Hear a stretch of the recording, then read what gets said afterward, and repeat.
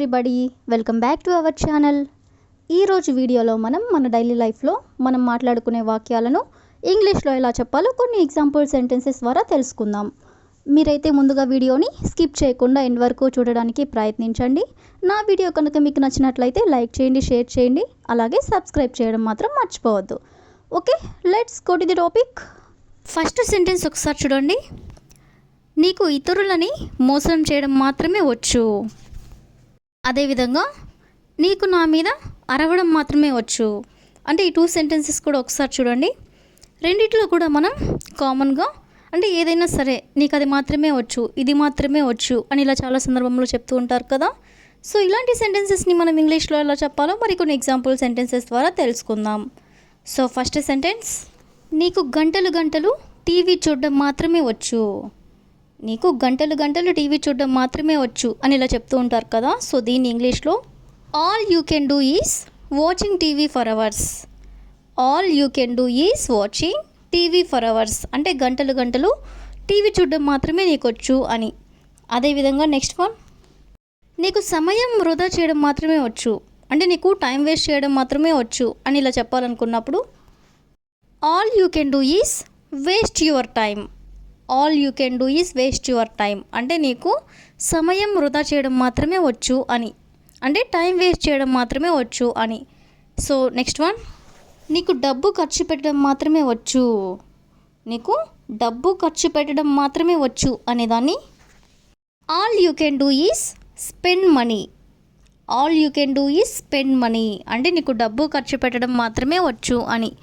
అదేవిధంగా next one, నీకు అబద్ధాలు చెప్పడం మాత్రమే వచ్చు అంటే నీకు అబద్ధాలు చెప్పడం తప్ప ఇంకేం తెలీదు, నీకు అదే వచ్చు అని ఇలా చెప్తూ ఉంటారు కదా. సో దీన్ని ఇంగ్లీష్లో all you can do is tell lies. All you can do is tell lies అంటే నీకు అబద్ధాలు చెప్పడం మాత్రమే వచ్చు అని. అదేవిధంగా నెక్స్ట్ వన్, నీకు బానిసలా పనిచేయడం మాత్రమే వచ్చు. నీకు బానిసలా పనిచేయడం మాత్రమే వచ్చు అనేదాన్ని all you can do is work like a slave. All you can do is work like a slave అంటే నీకు బానిసలా పనిచేయడం మాత్రమే వచ్చు అని. అదేవిధంగా నెక్స్ట్ వన్, నీకు నీ ఫ్రెండ్స్తో మాట్లాడడం మాత్రమే వచ్చు అంటే నువ్వు నీ ఫ్రెండ్స్తో తప్ప ఇంకెవరితో మాట్లాడవు అని.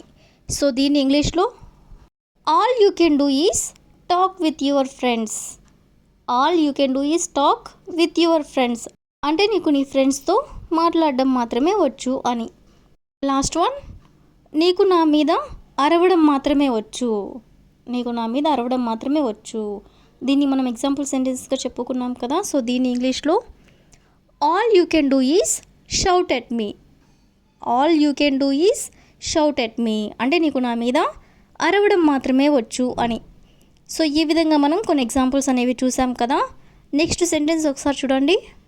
సోదాపి చదువు లేదా సోదాపి పని పూర్తి చేయి అంటే కొంతమంది ఇలా చాలా సందర్భంలో చెప్తూ ఉంటారు కదా. సో ఇలాంటి సెంటెన్సెస్ని మనం ఇంగ్లీష్లో ఎలా చెప్పాలో కొన్ని ఎగ్జాంపుల్ సెంటెన్సెస్ ద్వారా తెలుసుకుందాం. సో ఫస్ట్ సెంటెన్స్, సోది ఆపి విషయానికి రా. సోదాపి విషయానికి రా అని ఇలా చెప్తూ ఉంటారు కదా. సో దీన్ని ఇంగ్లీష్లో cut the crap and come to the point. Cut the crap అంటే సోదాపి, కమ్ టు ద పాయింట్ అంటే విషయానికి రా అని. అదేవిధంగా నెక్స్ట్ వన్, సోదాపి ఫోన్ పెట్టేయి. సోదాపి ఫోన్ పెట్టేయి అని ఇలా చెప్తూ ఉంటారు కదా. సో దీన్ని ఇంగ్లీష్లో cut the crap and hang up the phone. Cut the crap అంటే సోదాపి, హ్యాంగ్ అప్ ది ఫోన్ అంటే ఫోన్ పెట్టేయి అని. అదేవిధంగా నెక్స్ట్ వన్, సోదాపి నీ పని చూసుకో. సోదాపి నీ పని చూసుకో అని ఇలా చెప్తూ ఉంటారు కదా చాలా సందర్భంలో. సో దీన్ని ఇంగ్లీష్లో cut the crap and mind your business.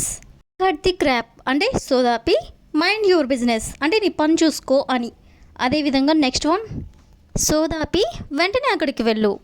సోదాపి వెంటనే అక్కడికి వెళ్ళు అని చెప్పాలనుకున్నప్పుడు cut the crap and go there immediately. Cut the crap అంటే సోదాపి, గో దేర్ ఇమీడియట్లీ అంటే వెంటనే అక్కడికి వెళ్ళు అని. అదేవిధంగా నెక్స్ట్ వన్, సోదాపి విషయం ఏమిటో చెప్పు. సోదాపి విషయం ఏమిటో చెప్పు అని చెప్పాలనుకున్నప్పుడు cut the crap and tell me the matter. Cut the crap అంటే సోదాపి, టెల్ మీ ద మ్యాటర్ అంటే విషయం ఏమిటో చెప్పు అని. అదేవిధంగా నెక్స్ట్ వన్ సోదాపి పడుకో, సోదాపేసి పడుకో అని ఇలా చెప్పాలనుకున్నప్పుడు cut the crap and go to bed, cut the crap and go to bed అంటే సోదాపి పడుకో అని. సో ఈ విధంగా మనం కొన్ని ఎగ్జాంపుల్స్ అనేవి చూసాం కదా. నెక్స్ట్ సెంటెన్స్ ఒకసారి చూడండి. చేయడానికి ఏమీ మిగలలేదు లేదా తినడానికి ఏమీ మిగలలేదు అంటే ఈ 2 సెంటెన్సెస్ కూడా ఒకసారి చూడండి. రెండిట్లో కూడా ఏమీ మిగలలేదు అనే వర్డ్ అయితే తీసుకున్నాం కదా. సో ఈ వర్డ్కి సంబంధించిన మరికొన్ని ఎగ్జాంపుల్ సెంటెన్సెస్ అనేవి చూద్దాం. సో ఫస్ట్ వన్ కొనడానికి ఏమీ మిగలలేదు, కొనడానికి ఏమీ మిగలలేదు అనేదాన్ని ఇంగ్లీష్లో nothing left to buy, nothing left to buy అంటే కొనడానికి ఏమీ మిగలలేదు అని. అదేవిధంగా ఆలోచించడానికి ఏమీ మిగలలేదు, ఆలోచించడానికి ఏమీ మిగలలేదు అనేదాన్ని nothing left to think, nothing left to think అంటే ఆలోచించడానికి ఏమీ మిగలలేదు అని. అదేవిధంగా నెక్స్ట్ వన్ మాట్లాడటానికి ఏమీ మిగలలేదు, మాట్లాడటానికి ఏమీ మిగలలేదు అనేదాన్ని nothing left to speak, nothing left to speak అంటే మాట్లాడడానికి ఏమీ మిగలలేదు అని. అదేవిధంగా నెక్స్ట్ వన్ తాగడానికి ఏమీ మిగలలేదు, తాగడానికి ఏమీ మిగలలేదు అనేదాన్ని nothing left to drink, nothing left to drink అంటే తాగడానికి ఏమీ మిగలలేదు అని. అదేవిధంగా నెక్స్ట్ వన్ అడగటానికి ఏమీ మిగలలేదు, అడగటానికి ఏమీ మిగలలేదు అనేదాన్ని nothing left to ask, nothing left to ask అంటే అడగటానికి ఏమీ మిగలలేదు అని. అదేవిధంగా నెక్స్ట్ వన్ వండటానికి ఏమీ మిగలలేదు, వండటానికి ఏమీ మిగలలేదు అనేదాన్ని nothing left to cook, nothing left to cook అంటే వండటానికి ఏమీ మిగలలేదు అని. అదేవిధంగా నెక్స్ట్ వన్ చెప్పడానికి ఏమీ మిగలలేదు, చెప్పడానికి ఏమీ మిగలలేదు అనేదాన్ని nothing left to tell, nothing left to tell అంటే చెప్పడానికి ఏమీ మిగలలేదు అని.